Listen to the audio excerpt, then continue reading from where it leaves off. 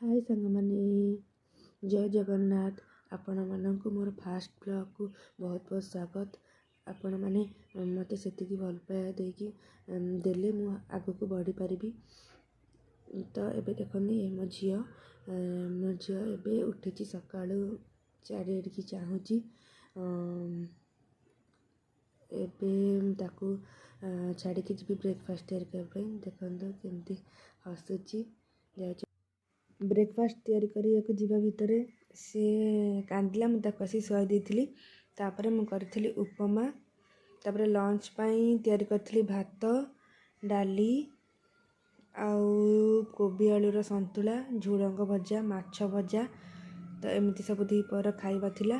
दीपर खाई सारी शोई पड़ी शोईकी उठिकी घर झाड़ू कर लाइक सब्सक्राइब और शेयर करके जमा भूलिबेनी। घर झाड़ू कर सारिबा परे धूप देकी ये आमर आसला जलखिया चप आसला। तो आमे दीजन मिसिकी चप खाइबु बोली बाढ़ुली चप।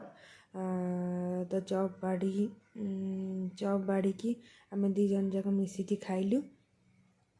चप खाई सारा पर राति रे रोसे करने जाइली। रोसे रे थिला रुटी आ कोबी आलू भजा हेकी आज दिनटा सरी जाइतिला।